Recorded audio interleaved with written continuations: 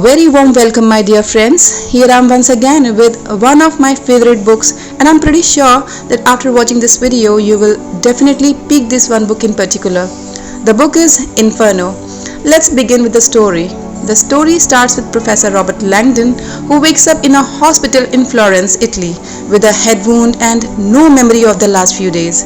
Robert Langdon is an American professor of symbology at Harvard University, Cambridge. He is perplexed about his critical situation, that is in a hospital far from his place. Dr. Sienna Brooks, one of the doctors tending to him, reveals that he is suffering from amnesia due to head injury caused by a bullet that scratched his head. When Viantha, a female assassin, shows up in the hospital and kills Dr. Marconi, one of the attending doctors, Sienna helps Langdon escape and they flee to her apartment.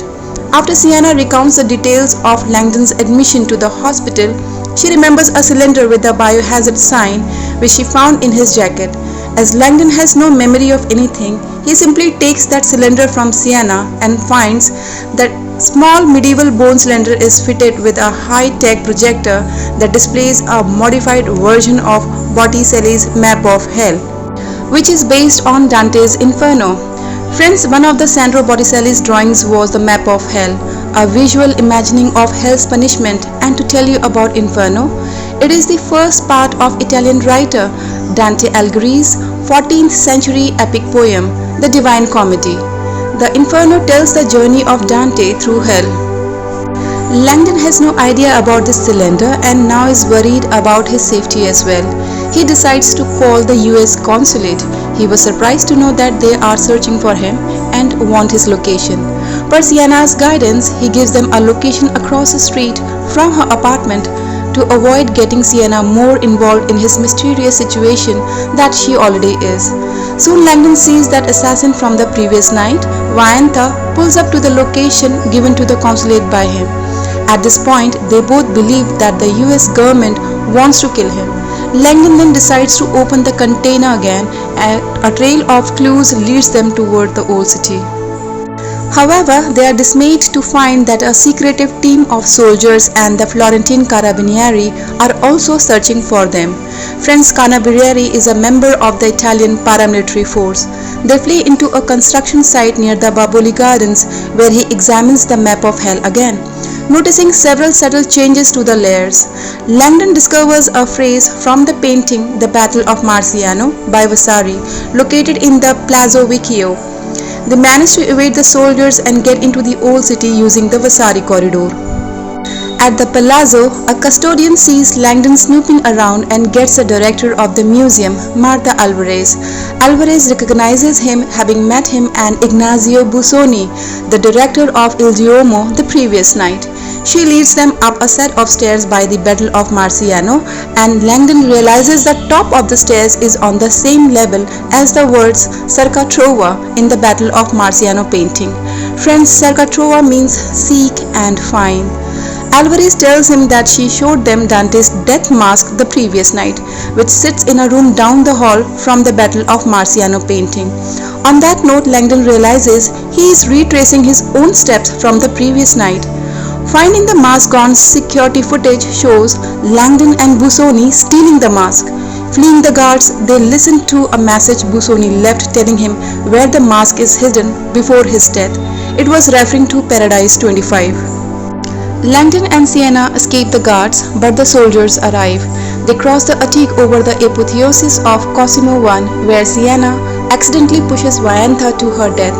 Langdon connects the phrase Paradise 25 to the Florence baptistry, where they find the Dante mask along with a riddle from its current owner, a billionaire genetist named Bertrand Zobrist. Sienna explains that Zobrist was a genetist who advocated the halting of humanity's growth due to its out-of-control population, and that he was rumored to be working on a means to do so using an engineered disease. A man named Jonathan Ferris, with a large bruise on his chest, which he hides from the two, and severe rash on his face, claiming to be from the World Health Organization, comes and helps them escape the soldiers. They follow the riddle to Venice, where Ferris suddenly falls unconscious, with Sienna claiming he is suffering from massive internal bleeding, causing Langdon to suspect Ferris has been infected with Zobrist plague. Soon after, Langdon is captured by a group of black-clad soldiers while Sienna manages to escape. Langdon is taken to Dr. Elizabeth Sinsky, the Director General of the WHO, and is given an explanation of what is going on. Dr. Sinsky tells him in details about Zobrist, who committed suicide the week before, was a brilliant genetist and Dante fanatic who had supposedly developed a new biological plague that will cause infertility in 1/3 of the world's population in order to quickly solve the problem of the world's impending overpopulation. Citing the doomsday argument, Dr. Sinsky raided Zobrist's safe deposit box, which contained a letter addressed to her, along with projector having Zobrist map of hell. So to solve the puzzle of Zobrist, she reached out to Professor Langdon for his help. She discloses that she was the one who flew Langdon to Florence to follow the clues. However, he stopped communicating with Dr. Sinsky and with Alvarez and Ignacio, and the WHO feared he betrayed them and was working with Zobrist to unleash the plague. The soldiers were the WHO's emergency response team and never meant to kill him. Zobrist had paid a shadowy consulting group called the Consortium to protect the cylinder until a certain date.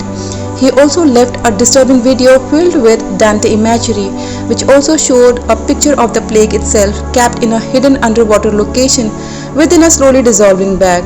The video claims that the world will be changed the following morning. Provost, the leader of the consortium, having become aware of the bioterrorism plot, agrees to cooperate with the WHO. The head of the consortium reveals that they abducted Langdon and staged every event up to recover the projector from him.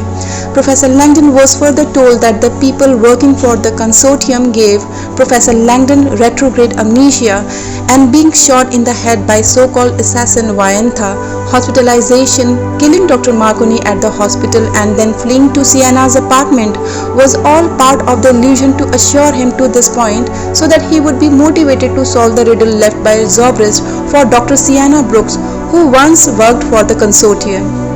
Jonathan Barris, who helped Langdon and Sienna escaping from soldiers, tells Langdon that he collapsed in Venice because he had been ordered to detain Sienna, as the provost had allied with Sinsky, with Sienna realizing and punching him in his damaged ribs.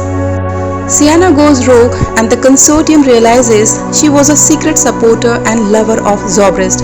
She had learned where the plague was being kept after Langdon solved the riddle and acquires a private jet to get to it before everyone else. Langdon, the WHO and the consortium team up to stop her. After watching Zobrist's video, they conclude that the bag containing the plague will be fully dissolved by the date the video specifies, and the Zobrist clues point to its location, the Hagia Sophia in Istanbul, where Enrico Dandolo is buried. Langdon and the others find the plague is in the cistern, but discover that Sienna is already there. The bag that held the plague had already been broken, presumably spreading through the outer world via visiting tourists. Sienna runs out of the cistern yelling something in Turkish, which causes panic among the tourists who stampede out into the city while Langdon gives chase to Sienna. Sienna finally surrendered herself and it is discovered that she was not the one who punctured the bag. In fact, it was water soluble and had dissolved 1 week earlier in the cistern waters, meaning that the whole world has already been infected. The date specified in Zobrist video was the mathematical calculation of when the entire world would be infected. It is also discovered that she was trying to stop the virus herself but didn't trust the WHO because samples of the virus would certainly find their ways into the hands of governments performing weapons research. The leader of the consortium tries to escape WHO custody with help from disguised underlings but is caught later by Turkish police. Sienna receives amnesty in exchange for working with the WHO to address the crisis, since she is a medical doctor and has extensive knowledge of Zobrist research and work. The plague that Zobrist created is revealed to be a vector virus that randomly activates to employ DNA modification to cause sterility in 1/3 of humans, thereby reducing population growth to a more stable level. Sinsky and Sienna decide not to try to reverse Zobrist actions. Sienna pointing out that doing so would be difficult and hazardous even for someone like Zobrist and Sinsky, acknowledging that Zobrist had a point about the dangers of overpopulation. Friends, personally this book is one of my top 5. Though I have never been to Italy, reading this book made me feel as if I was going deeper into the holy city. I love how Brown really looks into the details of every day, like he stretched 2 to 3 days worth of time in a total of 463 pages. This plot is beset with lot of twists and turns, lots of claustrophobic spaces where Robert is ill at ease and monumental wonders of the ancient world. Throughout the story, Brown gives the reader ample opportunity to guess and judge, only to be proven wrong in the next scene. You would not feel like putting down the book even for a moment when you are in between a chase sequence.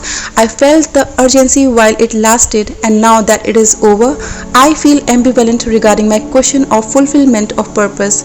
No doubt it did whet my appetite for thrill. Dan Brown knows how to skillfully incorporate art, literature, and history into an exciting and thrilling story of suspense and danger. It is a fast-paced, compelling book. Inferno, a 2016 American action mystery thrill film directed by Ron Howard, loosely based on this novel. This film is the sequel to The Da Vinci Code and Angels and Demons, and is the third and final installment in the Robert Langdon film series. It stars Tom Hanks reprising his role as Robert Langdon alongside Felicity Jones as Dr. Sienna Brooks and other cast. In the end, I would like to say, friends, that this book is a must read. Do read and comment in the comment section box given below. Do share your choice of books also. Bye.